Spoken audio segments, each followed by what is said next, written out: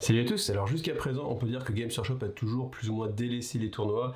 L'idée c'était plutôt de dire nous, Games Workshop, on est une entreprise qui faisons des figurines, après avec des règles de temps en temps, mais le plaisir c'est vraiment surtout de faire des figurines et c'est à vous après de jouer comme vous voulez, à tel point qu'il y avait mis à un moment donné où il n'y avait pas de version de points pour leur jeu.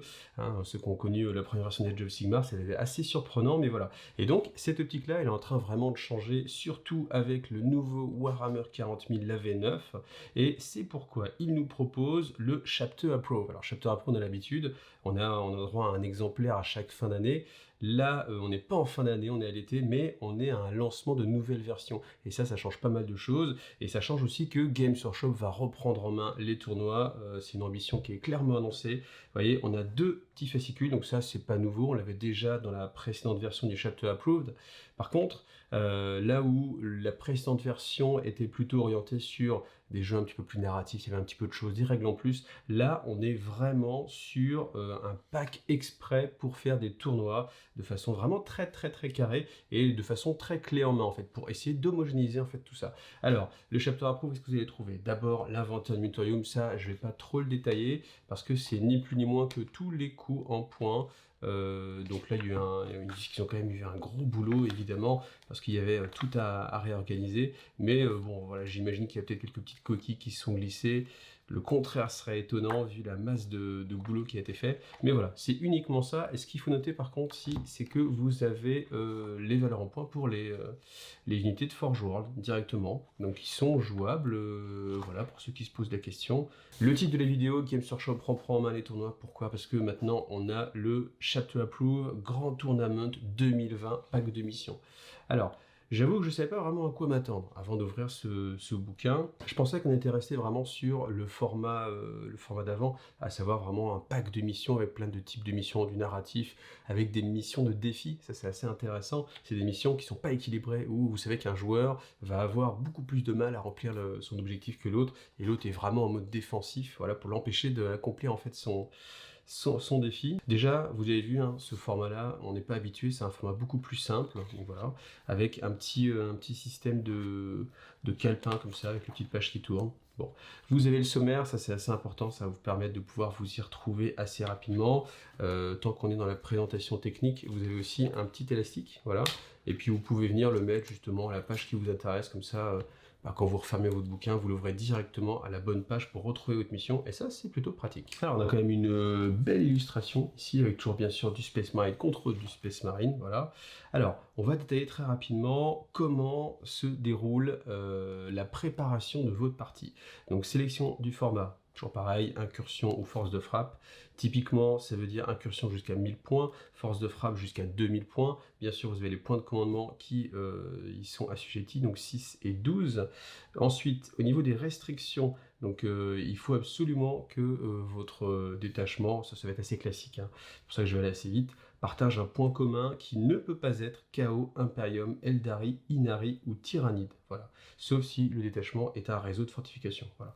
Ensuite, ici, là, cet encart-là, c'est vraiment pour limiter les choses. Donc, hormis si vous êtes troupe ou transport assigné, vous n'avez droit qu'à 2 fois une fiche technique, donc 2 exemplaires de la même unité, ou 3 fois suivant que vous jouiez en incursion ou en force de frappe, tout simplement. Ensuite, on va déterminer la mission, donc soit vous mettez d'accord, soit c'est l'organisateur du tournoi qui l'a fixé, ou soit vous jetez un dé 33, tout simplement, et vous avez accès suivant, et ça c'est très bien pensé, évidemment, sur la taille de la bataille. Évidemment, vous allez avoir des scénarios qui sont spécifiques, donc il n'y a que 9 scénarios, mais à chaque fois, ils sont, à mon avis, assez précis pour donner pas mal de fil à retordre, et puis ils vont correspondre justement au format de jeu, ça c'est plutôt pas mal. Ensuite, étape numéro 4, lire le briefing de la mission, évidemment, pour que chacun puisse savoir ce qu'il va devoir faire lors de la partie. Ensuite, c'est ça qui est intéressant, c'est qu'on va d'abord placer les pions objectifs, c'est-à-dire que vous êtes vraiment sur votre terrain de jeu qui est complètement vague, il n'y a rien du tout de placé, et vous mettez les pions objectifs, voilà.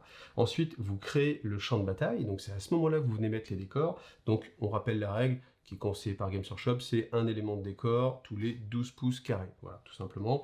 Ensuite, on vous rappelle les nouvelles tailles, ça on ne pourra pas y échapper, je pense. Incursion 44 par 30 et force de frappe 44 par 60. Alors pour ceux qui se posent la question, si vous voyez ici, les 2 tapis mis ensemble, ça fait exactement le format d'incursion, donc 44 par 30. Ensuite, sélection des objectifs secondaires. Donc là, les 2 joueurs le font secrètement, une fois qu'ils connaissent la mission, une fois qu'ils ils savent où sont les pions objectifs. Donc on ne sait pas encore qui va commencer, on ne sait pas encore où on va se déployer, mais on va choisir en fait en fonction de son armée, en fonction de l'adversaire aussi, directement ses objectifs. Ensuite, déterminer l'attaquant et le défenseur. Simplement vous jetez un dé, en cas d'égalité on recommence. Donc le vainqueur va choisir, là aussi c'est un choix, c'est pas une obligation, donc c'est pas le hasard qui décide, mais c'est vraiment un choix tactique, d'être soit attaquant ou défenseur. Choisir la zone de déploiement, c'est le défenseur qui va choisir sa zone de déploiement. Donc c'est un avantage certain, je pense, parce que en fait, au fur et à mesure des parties, vous verrez que c'est très important l'emplacement des décors par rapport au pion objectif, parce qu'on peut très bien contrôler un pion objectif en étant encore dans un élément de décor, et ça change tout par rapport à si on n'y est pas. Déclaration des réserves et des transports. Ça aussi, c'est une grosse évolution. Vous devez absolument déclarer sur votre fiche, marquer qu'est-ce qui va être en réserve. Alors, soit les réserves stratégiques, c'est-à-dire que ce que vous allez utiliser en point de commandement pour mettre des unités de côté, ou alors tout ce qui est en téléportarium et ainsi de suite. Pareil avec les transports, on ne va pas au déploiement dire tiens cette unité va être déployée dans le transport, mais vous devez dire alors que vous n'êtes pas encore déployé, telle unité, je la mettrai dans mon transport, quoi qu'il arrive, quoi que tu fasses, c'est ce qui va se passer au début, et je ne sais pas encore ce que tu vas faire. Donc il y a ce double aveu que je trouve vraiment intéressant. On va vraiment se concentrer dans le déploiement sur ce qui reste. Donc tout ce que vous avez mis dans les téléportariums, les transports, etc., ça ne fera pas partie de l'armée à déployer. Et donc, c'est le défenseur qui commence à déployer, et il déploie une seule unité, et il ne peut pas dire ah, « je la mets en téléportarium », je pense que vous avez compris. Donc, petite règle aussi, c'est que pas plus de la moitié des points d'armée doivent être sur la table, et la moitié des unités, donc là vraiment en valeur, en nombre d'unités, doit être aussi sur la table. Voilà. Donc c'est bien d'avoir pensé aux deux, parce que sinon on aurait pu penser qu'il y a plein de petites micro-unités, histoire de faire 1000 points, enfin de faire, je sais pas, si on part sur un 2000 points, on ferait 1500 points en réserve, parce que en nombre d'unités, voilà, on a mis plein de petits groupes d'unités, donc ça passe. Non, ils ont vraiment précisé les deux, donc c'est là où on sent que c'est très carré. Pas de souci là-dessus. Donc déploiement des armées, toujours avec la petite règle un petit peu spéciale, si vous avez une figurine qui est trop grande pour être déployée, eh bien vous la mettez quand même, et au tour 1, elle va rien faire. Elle va rien faire, strictement rien, pas de mouvement, pas de tir, pas d'action, pas de retraite, pas de pouvoir psychique, rien du tout. Ensuite, on détermine le premier tour, il n'y a pas de bonus, pas de malus, mais en gros c'est vraiment ça, il n'y a pas je me suis déployé plus vite que toi, j'ai mon petit plus 1, c'est fini. Ensuite, résoudre les aptitudes de pré-bataille, donc c'est tout ce qui est stratagème, que vous allez pouvoir déployer à ce moment-là. Voilà. Ensuite, on commence la bataille, donc bien sûr avec l'alternance classique, qu'on connaît tous. Un petit passage ici, on peut terminer prématurément ou capituler, c'est-à-dire que si un joueur a envie de capituler, là il vous précise bien que quoi qu'il arrive, ce joueur va avoir 0 points et que l'autre va gagner, même si techniquement il avait moins de points de victoire sur le scénario.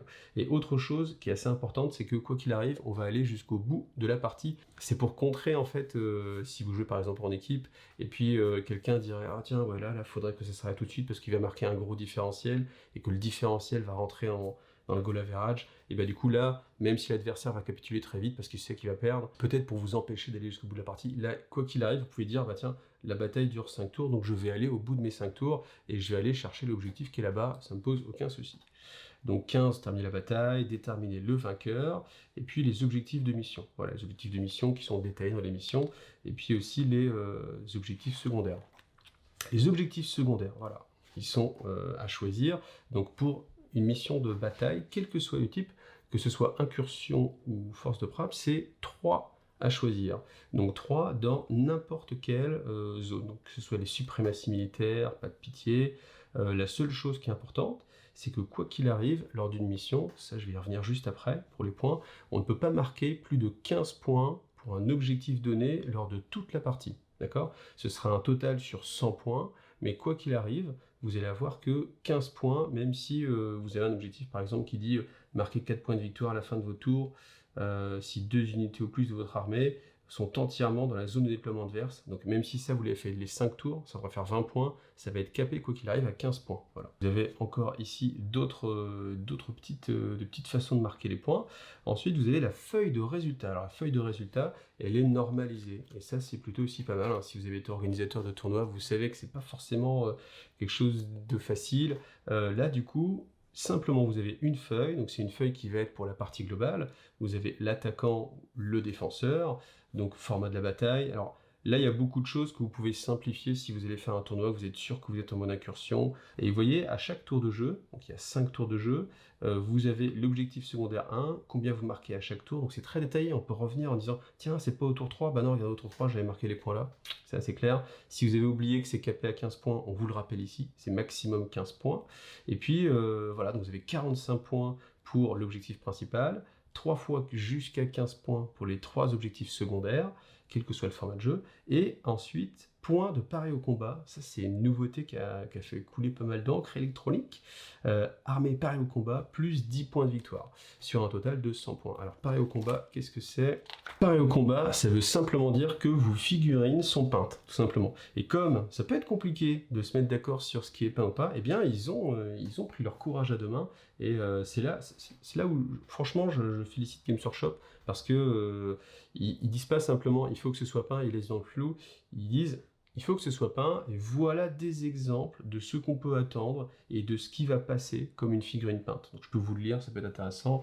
Donc c'est le niveau de peinture minimum pour une mission de grand tournoi, et c'est la garantie de marquer des points de victoire avant de jeter le moindre dé. Il faut que le socle soit fait, donc avec de la texture, donc vous pouvez mettre de l'herbe statique, bien sûr un pot Games Workshop, ça fera bien évidemment l'affaire, et puis vous voyez, vous avez un petit peu des exemples ici sur les couleurs. Voilà, ça c'est le minimum. Donc après, je pense que c'est encore une fois soumis à interprétation, bien évidemment. En tout cas, vous pouvez vous référer à ça, et je pense qu'après le bon sens fera les choses. Ensuite, on va trouver justement les 9 missions d'incursion, les 9 missions de force de frappe. Donc je ne vais pas tout les détailler, ça va être très long et pas forcément très intéressant. Donc je vais tourner les pages, un petit peu de musique, et je vous laisse la regarder.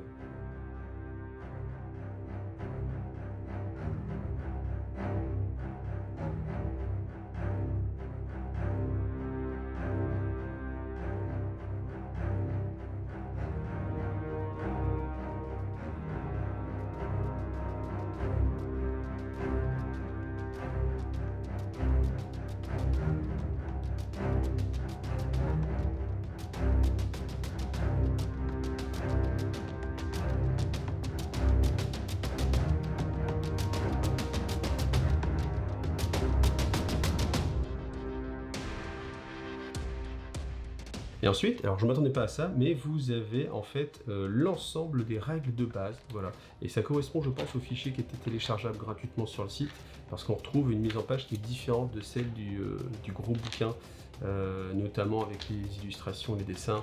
Donc voilà, et puis bien sûr, les éléments de terrain, c'est quand même assez important. Vous avez le rappel de tout ce qui est faisable, après la définition, comme ça permet vraiment de se mettre d'accord. Donc encore une fois, bien sûr, avant le tournoi, si les éléments de terrain sont personnels, mettez-vous d'accord avec votre adversaire. Et ça par contre, c'est une règle qui est assez riche maintenant, c'est parce que quand vous avez votre propre décor, vous dites simplement tiens, on va lui donner telle règle, telle règle, telle règle, t'es ok. Et après, il n'y a plus à discuter, ça va être réglé par justement le bouquin de règles, donc c'est plutôt sympathique. Voilà. Et puis si on continue, vous voyez, vous retrouvez le glossaire des termes techniques, et voilà, tout simplement. Donc ce petit bouquin-là, je pense qu'il c'est une certitude, ça s'adresse exclusivement presque aux gens qui ont envie de faire du jeu égal, du jeu vraiment carré.